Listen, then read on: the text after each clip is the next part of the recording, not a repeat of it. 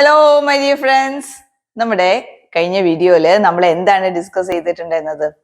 Am, is, R, അതിന്റെ എല്ലാ കാര്യങ്ങളും നമ്മൾ പഠിച്ചു അല്ലെ. അത് എങ്ങനെ പ്രയോഗിക്കേണ്ടേ എന്നുള്ള കാര്യം കൂടെ നമ്മൾ നോക്കി.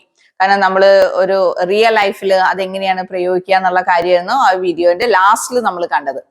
അപ്പൊ അത് നിങ്ങൾക്ക് ഹെൽപ്ഫുൾ ആയിട്ടുണ്ടായിരുന്നു എന്നാണ് ഞാൻ വിശ്വസിക്കുന്നത്.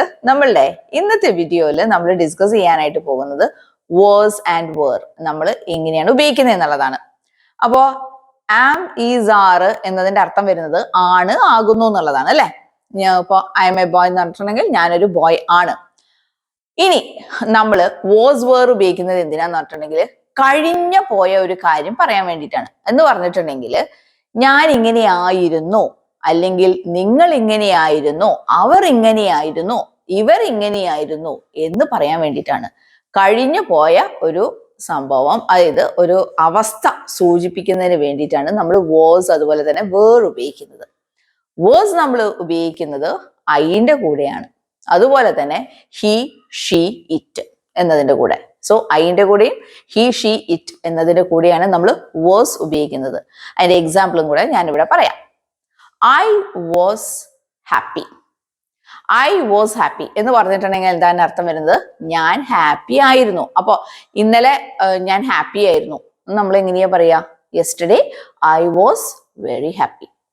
Today I M sad. Okay, ഇന്ന് ഞാൻ സാഡ് ആണ്, അവിടെ നമ്മൾ ആം ഉപയോഗിച്ചു. അപ്പൊ ഇന്നത്തെ കാര്യം, അതായത് ഇപ്പോഴത്തെ അവസ്ഥ നമ്മൾ പറയുമ്പോൾ നമ്മൾ ആം ഉപയോഗിക്കുന്നു. കഴിഞ്ഞ ഒരു കാര്യം പറയാൻ വേണ്ടിയിട്ട്, അതായത് ആ ഒരു അവസ്ഥ നമ്മൾ കഴിഞ്ഞത് എങ്ങനെയായിരുന്നു എന്ന് പറയാൻ നമ്മൾ വാസ് ഉപയോഗിക്കുന്നു. അപ്പൊ അതിന്റെ കൂടെയാണ് നമ്മൾ എന്ത് ഉപയോഗിക്കുന്നത്? വാസ് ഉപയോഗിക്കുന്നത്. ഇനി യു, ദേ, വി എന്നതിന്റെ കൂടെ എന്താണ് ഉപയോഗിക്കുക? വേർ ആണ് ഉപയോഗിക്കുക.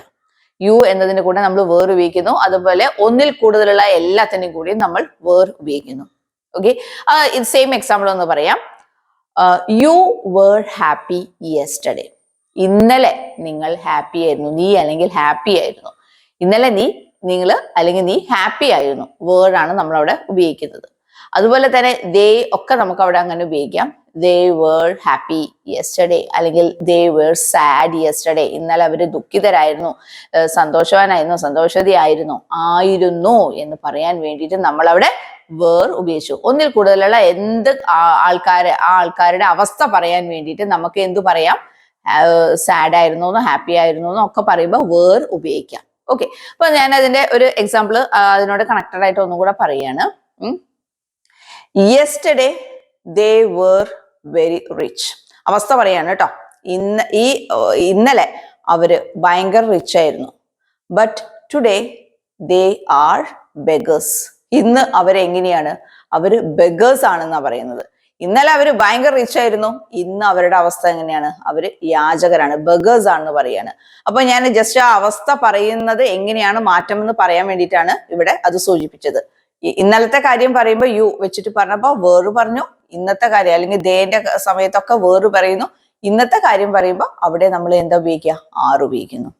ഓക്കെ, അപ്പൊ നമ്മൾ കഴിഞ്ഞ വീഡിയോയിൽ ആറിന്റെ ഒക്കെ കാര്യങ്ങൾ നമ്മൾ പറഞ്ഞിട്ടുണ്ടായിരുന്നു. അപ്പൊ നിങ്ങൾക്ക് മനസ്സിലായിട്ടില്ലെങ്കിൽ ആ വീഡിയോ ഒന്നുകൂടെ കണ്ടു നോക്കുക. ഓൾറൈറ്റ്, അപ്പൊ ഇനി നമ്മൾ നെക്സ്റ്റ് ഇതിലേക്ക് അതേപോലെ വരികയാണ്. He, she, it.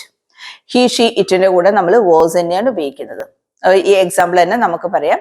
He was tired yesterday. ഇന്നലെ അവൻ ഭയങ്കര ക്ഷീണിതനായിരുന്നു. Today he is smart. അപ്പൊ എന്താണ്? ഇന്നത്തെ കാര്യം പറഞ്ഞു.